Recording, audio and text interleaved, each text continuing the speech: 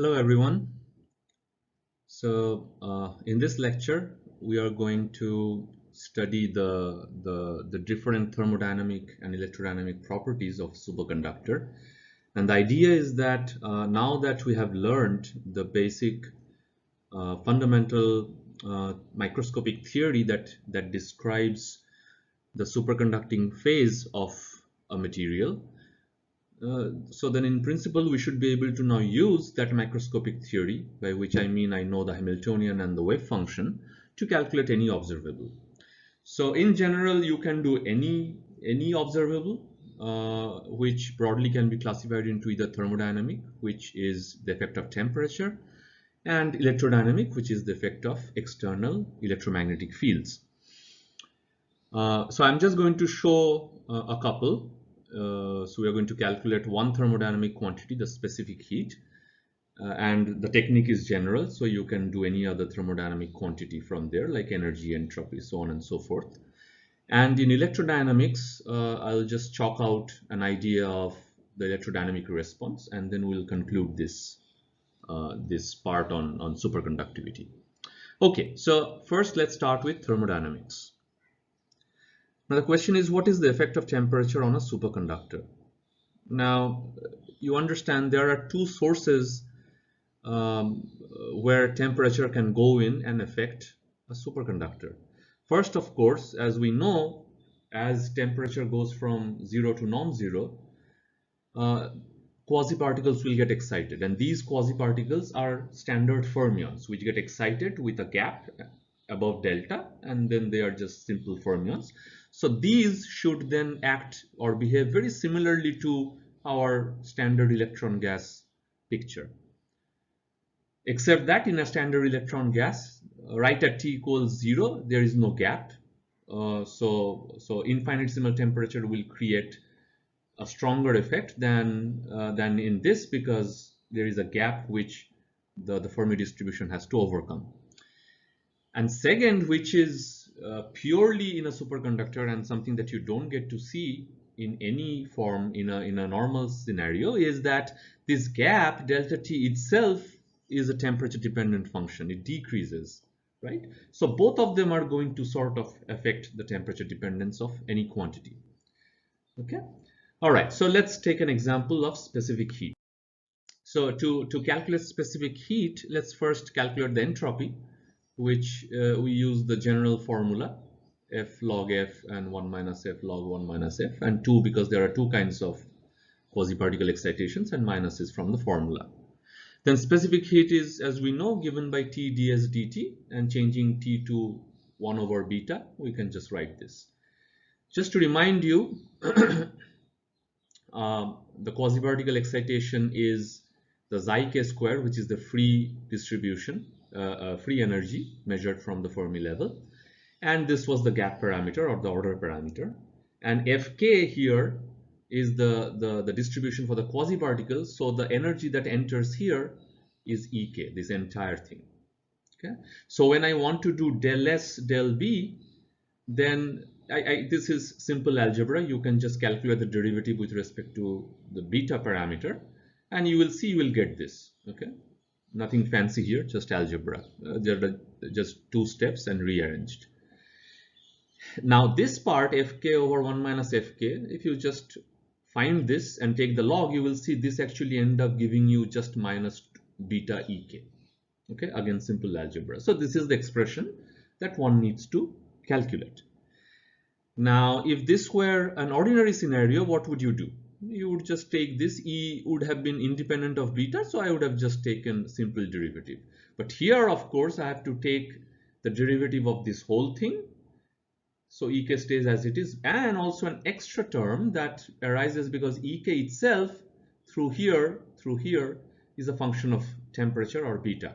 So that gives me an extra contribution. Again, this part writing from del Fk del beta, simple algebra, and then I have rearranged and written this part as del Fk del Ek, because you know del Fk del beta and del Fk del Ek has the same factor here. It's only here that it's going to change. So all this is just simple high school algebra.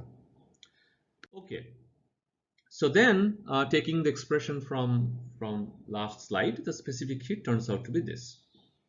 Okay. So here again, I have simply done del E K del beta and just explicitly written that the dependence of beta in Ek is not coming from xi k but purely from delta square. Okay, then as usual we change this into an integral over k, and further the integral over k into the energy space. So density of states times the energy. This is the raw energy, and the xi k that appears in E is the energy that is measured from the Fermi level. So this was the standard normal part which appears anywhere, and this is the extra part that has come in a superconductor.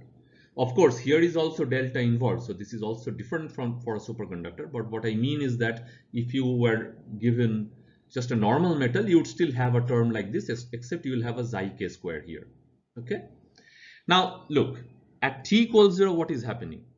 This guy here, we know that E is gapped at the Fermi level. There is no state at k equals kf, right? It only starts with a delta gap. That means as t goes to 0, the weight of this is extremely small. It is exponentially small, and at t equals 0, it is exactly 0, right? That means C is going to start from 0 and then will slowly gather pace because it is exponentially suppressed. This goes as e to the power minus beta ek.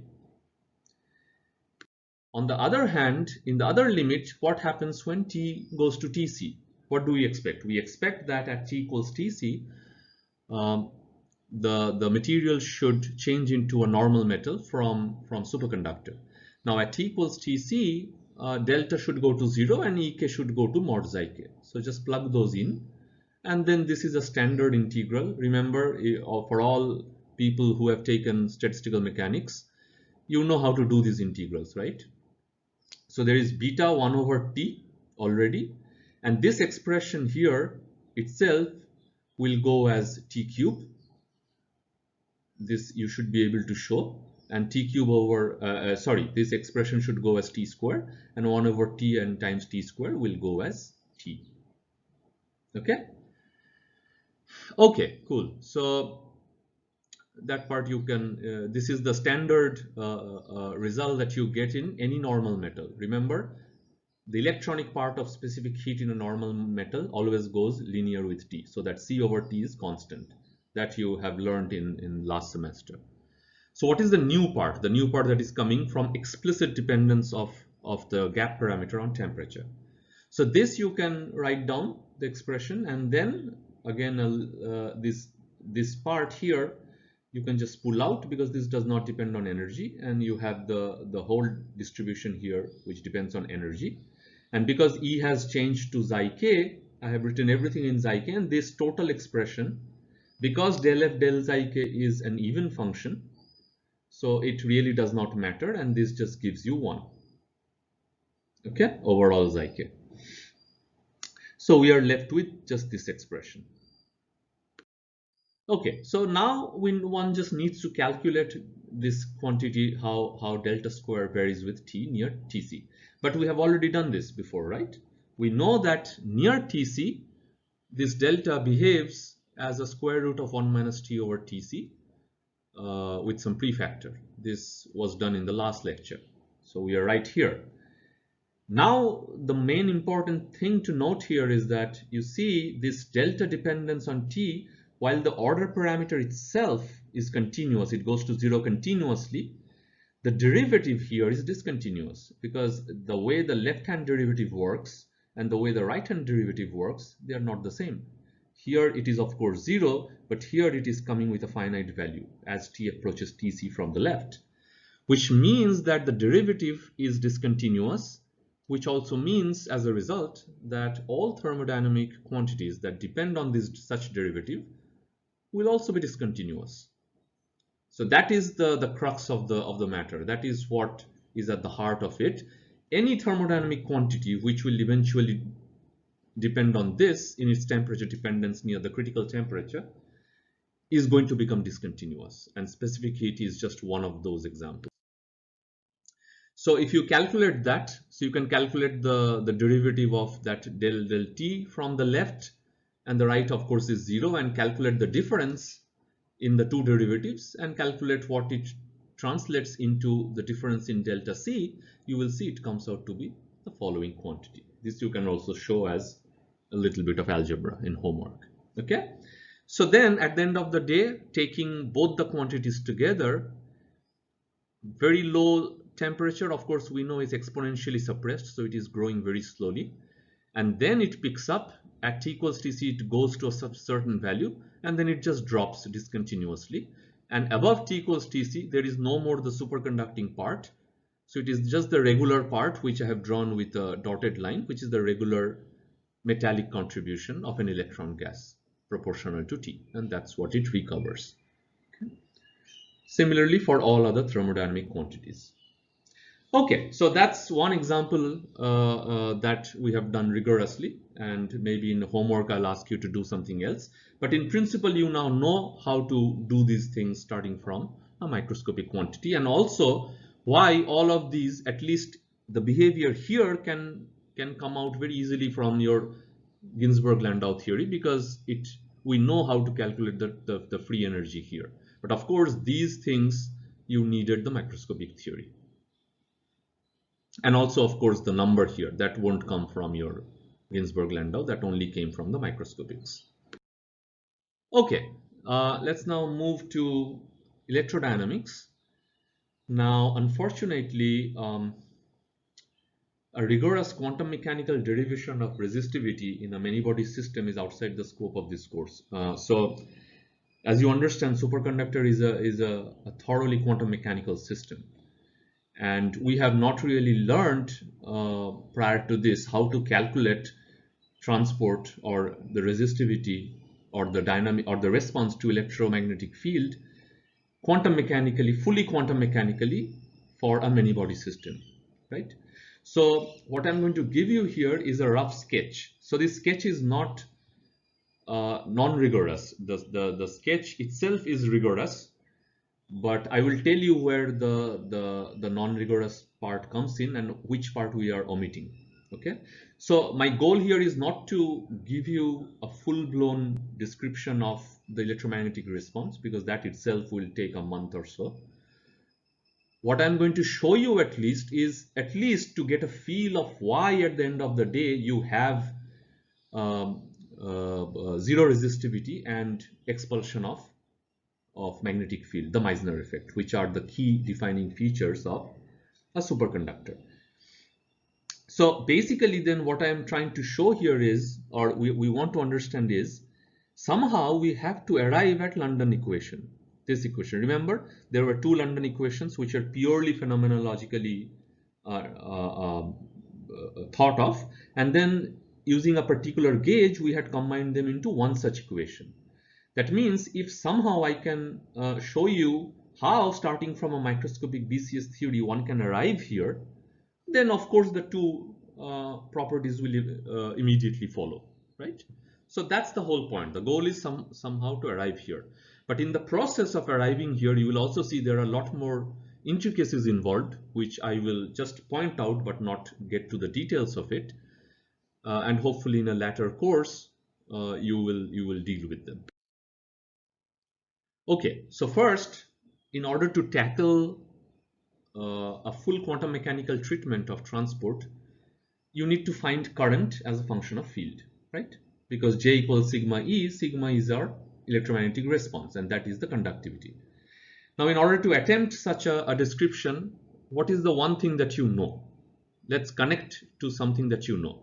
And what you know is a one-particle Schrodinger equation, how to write it, and you know the corresponding current, right? This is a rigorous statement.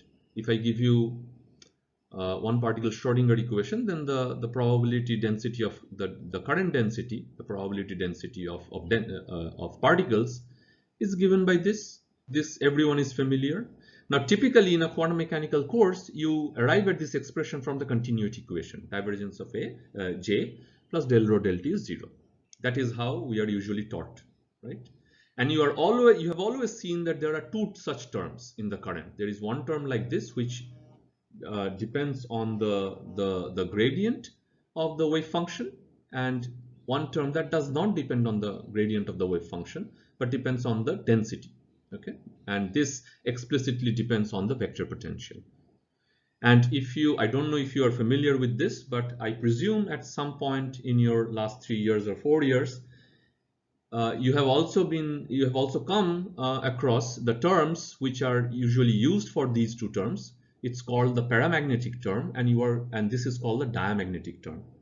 And I wondered if it was ever explained to you why these terms are called so, but now it will become really clear why these terms are really called para and dia. Okay, so first, this you know, as I said, and chances are you have derived this from the continuity equation.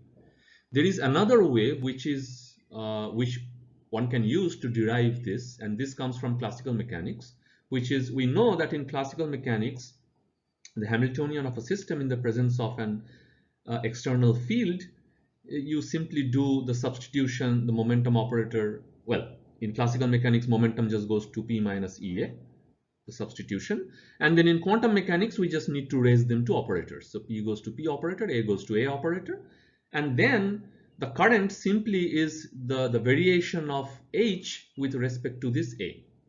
Okay, so what I urge you to show is use this expression in your Schrodinger equation and show that it also gives you this, just to check that it indeed matches what you know. Okay, now why did I write it this way? Because this is something that is very easy to generalize for a many body system.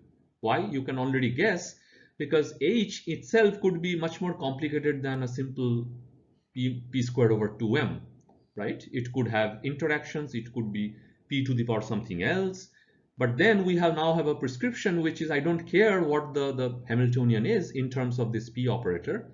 If I know that Hamiltonian, I just need to do this minimal substitution and then take the variational derivative.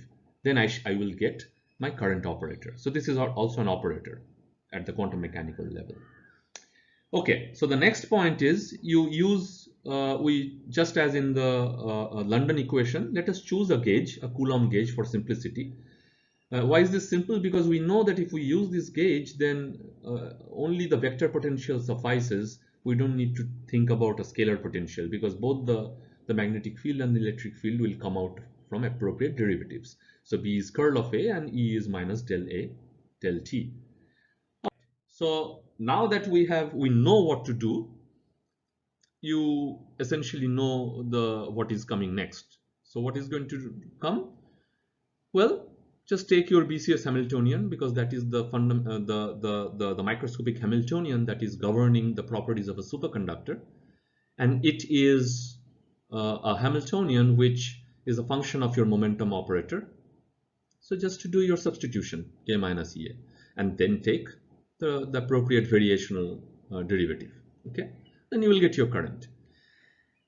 Now, if you do that, you can show that in terms of your original C dagger and C operators, this will give you similar terms, two kinds of terms, as in your one particle Schrodinger case.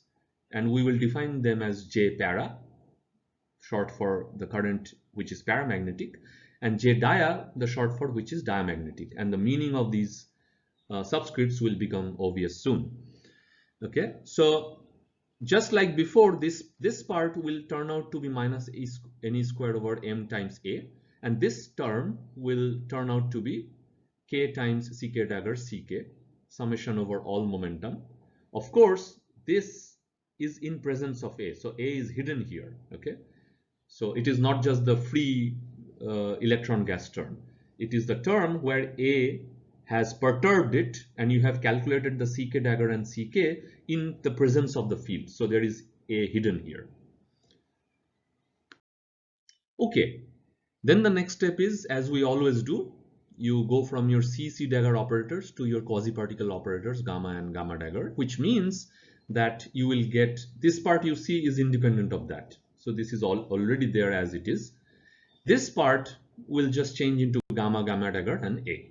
Okay, you will get some expression. It's a lengthy expression. It's done in the book. You will do it as a part of homework, but it's unimportant as far as the discussion goes here. And now comes the crucial part, and this is what I really want to emphasize and I want you to understand. The total current in any system, whether it's a superconductor or whether it is a normal metal, you will always get, so this is fairly general, it's a many body expression for current, right? We have arrived here from the BCS Hamiltonian because we want to do a superconductor, but even if you did not do it, you would get similar terms in C dagger as I showed you in the last slide, and this term which is independent of any such thing. It is directly proportional to A, whereas A is hidden here in the creation and annihilation operators implicitly. Now here is the fun part. If you calculate this explicitly now, you can show that starting from the BCS Hamiltonian, you have this expression, and if you go to t equals 0, what does t equals 0 means? The same thing. So you have to put your delta, you have to put Fermi function, as it is at t equals 0, there is nothing in the quasi-particle part. So this will purely go to 0. You see, I'm not calculating it, but you can understand why this has to go to 0, because you see this depends on the quasi-particle excitations. And at t equals 0, we do not have any quasi-particle excitation. That means this response, which is purely dependent on your quasi-particle excitation, must go to 0, which tells you that this J is entirely coming from this part where there is no such dependence on your quasi-particle dispersion. And now you notice that this is already in your London's form. J is precisely, first of all, negative, secondly, proportional to A. And this is precisely what we wanted. So that means at t equals 0, this is purely the response, and automatically it will give you the required properties, which is Meissner effect and your zero resistivity, right? As you increase t, you will see that this term will start gaining strength, and at t equals tc, essentially you will see that this term will become equal to that term. And finally, when t is greater than tc, you will see that this term, which is the paramagnetic term, will outweigh the diamagnetic term, and the entire thing will become positive. Okay, and that is exactly what a normal metal is. So in a normal metal, there is no such term with a negative sign. J is not proportional to negative, but the entire thing is now positive. And now you understand why these two contributions are called diamagnetic and paramagnetic, very generally, independent of the superconductivity or not, because this term is a term that tries to have a diamagnetic response. The current is such that it will create diamagnetism in your system, and this is the term that is positive and will create a paramagnetic system in your system. Now in a normal metal, what happens is both of them are present, and the paramagnetic part always outdoes the diamagnetic, so this never shows up. It is always positive the entirety, and that is why you get your standard response. All you are doing in a superconductor is somehow you have killed off this paramagnetic part, and you are left with the inherent diamagnetic response, which gives you the unusual behavior. So this can be done at least at the most simplest level, taking a model scenario. It's done in the book. I will lead to you in a homework problem, and that is the algebra part that you need to fill up to get some confidence in what I've just said. But at least I hope you understood the basic idea how all this comes. Okay, so finally, so going back at t equals 0, when you have the purely diamagnetic response, we know that the electric field in this gauge is minus del A del T, and if I just assume that A depends in a simple A naught e to the power minus omega t, then electric field is simply minus I omega times A, which means that J, which was proportional to A, is essentially whatever the prefactor was times E over I omega. And now you see what has happened. If I now think of J equals sigma E, where sigma is the conductivity, conductivity has become purely imaginary. See, there is an I.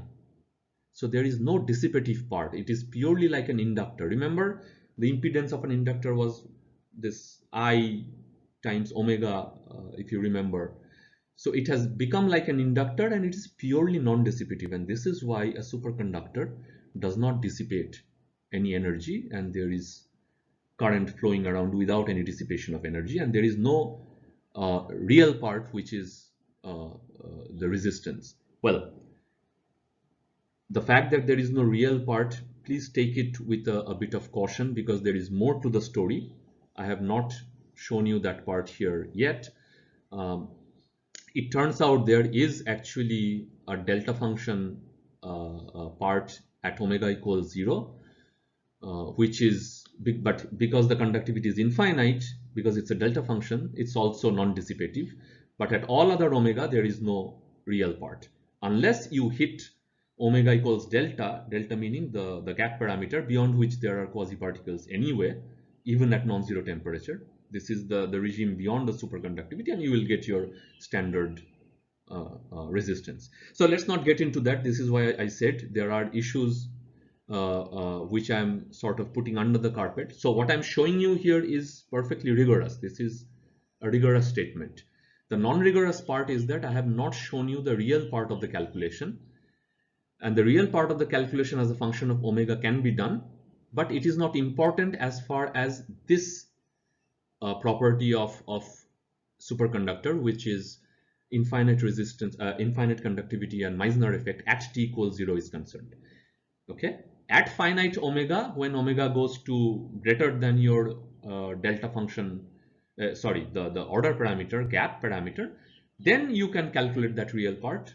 And also at omega equals 0, there are certain things, and that's the part that needs a little more refined treatment, and that's the part I am not showing you. Okay, so I hope you at least understand which part I am showing you rigorously and which part I am not showing you rigorously, and that will be taken care later. So finally, just to give you a little bit of a sense of what is happening to the other part, the paramagnetic part. So this we have calculated at t equals 0. So at t not equals 0, as the quasi-particles get populated, so they are excited, of course that paramagnetic part is also going to contribute, and that part is the ordinary part. Okay, so that will give you some resistance. That means the moment you have t not equals 0, even if you are under Tc, it is a superconductor, because there is a finite condensate, macroscopic condensate, and you have an overwhelming diamagnetic response, but still there is some resistance coming from that paramagnetic part. Okay, finally, of course, at t equals Tc, the resistance from the paramagnetic part completely outweighs the diamagnetic part, and then beyond t equals Tc, it's a normal metal where this goes to 0, and you just have basically just the standard Drude conductivity, which is NE square tau over m, and you have a resistance. Okay. All right, so that brings us to the end of this module, the discussion of superconductivity. So I hope you got some sense of the fantastic physics that is at play, that gives rise to this fascinating phenomenon that happens at low temperatures. Of course, as with any other modules, we have only scratched the surface. Superconductivity itself can be a one-semester course, and even then you won't be able to finish all its gory details. Of course, those other aspects need even more refined approach and techniques that are beyond the scope of this course. But at least what I wanted to emphasize on you, and I hope I could get that across, is at least you have a sense of what a superconductor is, and you have a sense of what the underlying microscopic theory is that can explain these unusual properties, and you now know at least in full rigor how to derive those mathematically. Okay, and the goal is, if you now in future you want to understand and study any further properties of a superconductor, just pick up a book, and I hope you have learned enough in this course to be able to teach yourself, because you know all the basic, not all, but the basic language and the basic mathematical machinery and how a theory is built. Okay, so that was all that I wanted you to learn in this part of the course. Okay, all right, so that's all for today. I will see you guys tomorrow. Okay, have a good rest of the day. All right, bye.